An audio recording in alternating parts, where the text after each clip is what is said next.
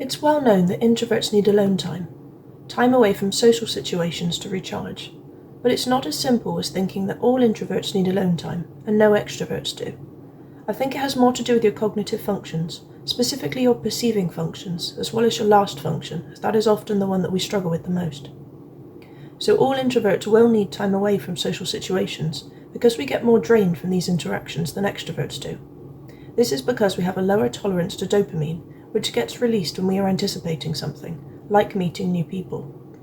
The extrovert will be more likely to get excited about meeting someone new, and the dopamine will energize them to go and introduce themselves, whereas the introvert may feel overwhelmed with the increased dopamine levels and wish to remove themselves to somewhere quieter to reduce the level of dopamine and the excitement that they are experiencing. But more specifically, looking at the perceiving functions, these functions take time to process what they have perceived. The time it takes depends on what function we have.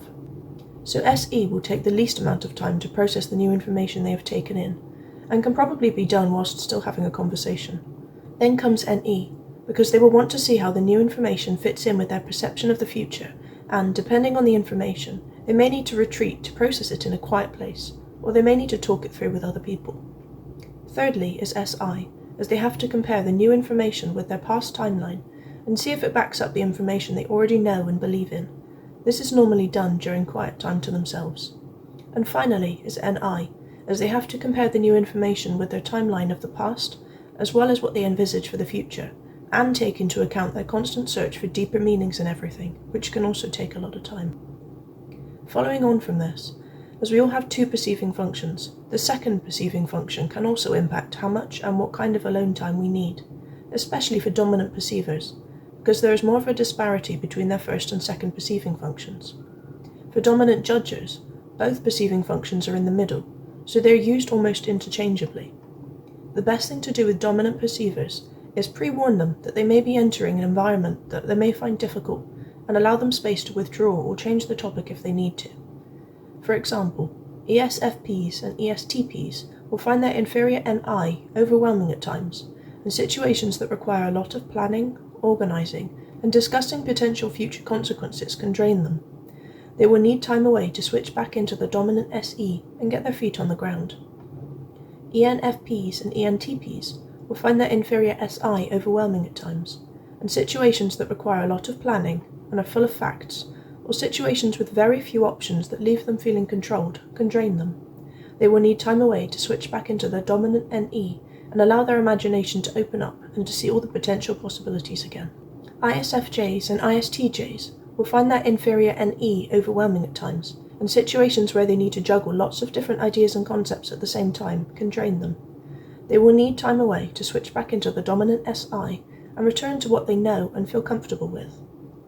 INFJs and INTJs will find their inferior SE overwhelming at times, and situations with lots of stimuli like loud noises, lots of people, lots to take in, and it all happening at once can drain them. They will need time away from this noise to switch back into the dominant NI and to process everything that has happened in their own time. For dominant judgers, this can look a little different. It will be more based on the topic of conversation that can lead them to thrive or to feel drained. The best thing to do is to pre-warn them that you want to talk about something you know they may find difficult to discuss, and ask them specifically what you want from them, to save them from feeling unsure how to react. So ESTJs, ENTJs, ISTPs, and INTPs will find conversations about heavy emotions difficult to deal with, and it can make them want to retreat. This is due to their inferior FI or FE. They are often left feeling awkward and looking for a way out of the conversation because they don't really know how to act. In these situations, they may provide short, simple, logical advice like, just get over it, stop worrying so much, or why don't you just tell them, to get back into the dominant TE or TI. Conversely, ESFJs, ENFJs, ISFPs and INFPs will find conversations heavy with logic and facts difficult to deal with, as they are unable to fully understand and empathize with cold facts that are void of emotion. This is due to their inferior TI or TE. They are often left feeling that they can't share anything useful, as most of what they believe is based around their personal values, over logic and facts.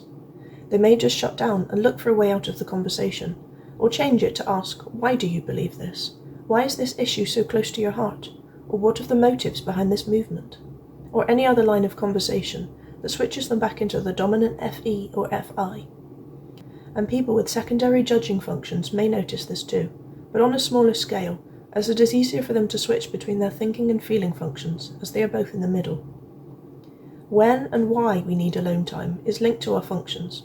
Sometimes we need time alone from everyone else. Sometimes we just need time away from a certain topic, and if we can change the topic, then we can stay in the conversation. But if we can't, then we need to retreat to be able to return to our dominant function and comfortable state. I hope this brief explanation helps you to see that overgeneralizing to all introverts need alone time and no extroverts do is oversimplifying too much. As well as the general mood we are in and how our day has been so far, the context in which we are in a social situation can depend on whether we thrive or feel drained. There are times when I seem more extroverted than my extroverted partner and mum, such as when I am discussing something that I am passionate about, or a deep question. So we can never just assume that talkative people are extroverts, and quiet people are introverts. We all switch between the two, depending on lots of different factors. Thank you for your time.